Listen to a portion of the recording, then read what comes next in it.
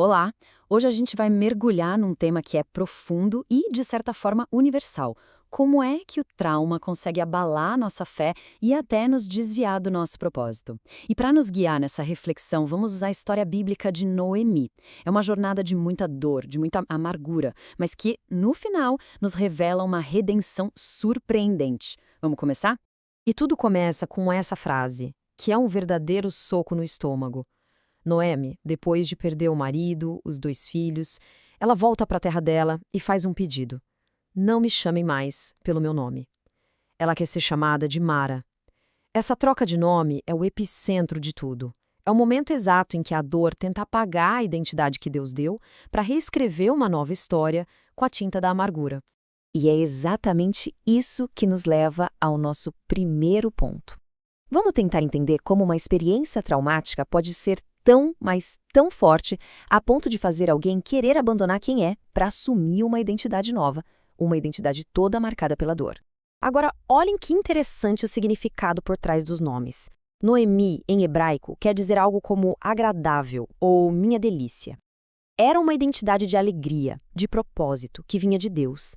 Mas ela troca isso por Mara, que significa literalmente amargura. É como se ela estivesse oficializando o trauma. É um pedido para o mundo parar de vê-la como a delícia de Deus e passar a enxergá-la pelo novo nome que a dor escolheu. Então, a grande lição aqui é essa.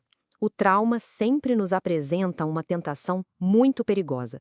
A tentação de deixar de nos ver como Deus nos vê, especialmente em Cristo, como filhos amados, herdeiros de uma promessa, e passar a nos apresentar para o mundo através das nossas feridas.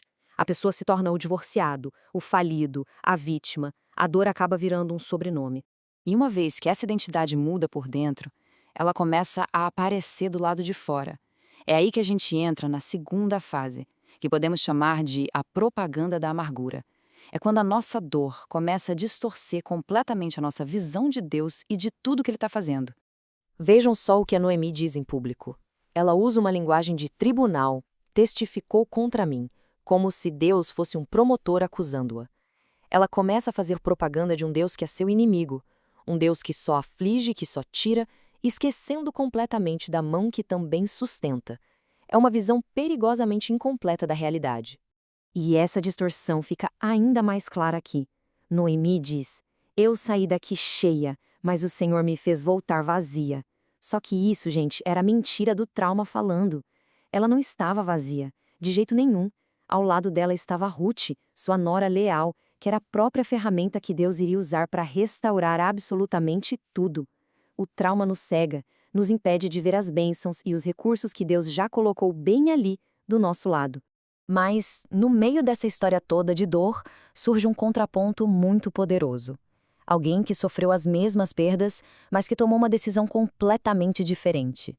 E essa decisão não mudou só a vida dela, mudou a história da redenção para sempre. Vamos ver como isso aconteceu. Essa é a resposta de Ruth. Enquanto Noemi estava amargurada, empurrando todo mundo para longe, Ruth se agarra a Noemi. E, o mais importante, se agarra ao Deus de Noemi. Ela faz uma escolha consciente. Em vez de voltar para a segurança da família dela, ela escolhe a fidelidade no meio do caos. É uma aposta de fé radical, sabe? Ela abandona tudo o que conhecia para se apegar à promessa do Deus de Israel que ela mal conhecia. E aqui a gente vê o resultado inacreditável dessa única decisão. A fidelidade da Ruth a leva até Boaz, o seu redentor. Eles têm um filho, Obed, que se torna o avô do grande rei Davi.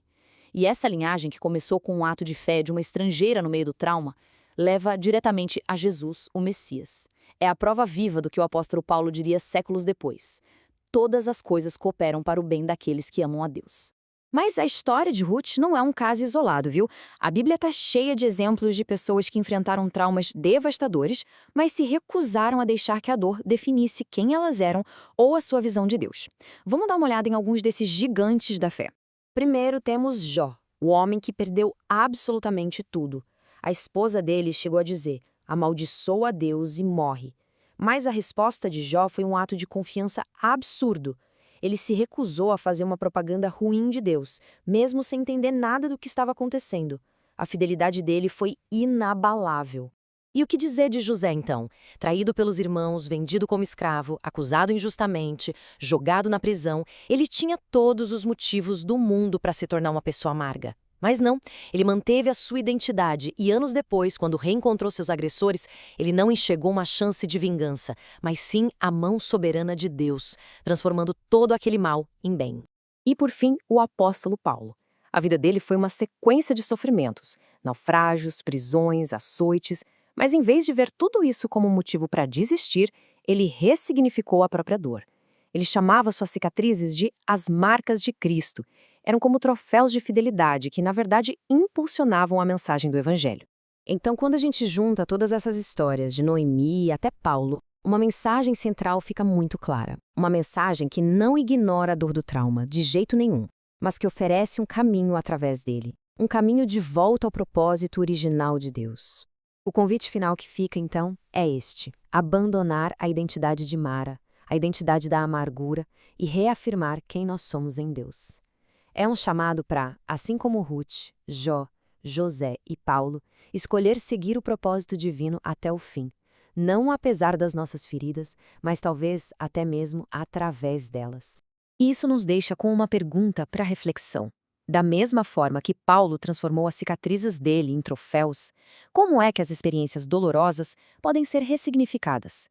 Deixar de ser um estigma de dor para se tornar uma marca de fidelidade e da graça redentora de Cristo em nossa vida? Essa análise foi inspirada na mensagem do pastor Edivan Costa. Muito obrigado pela companhia.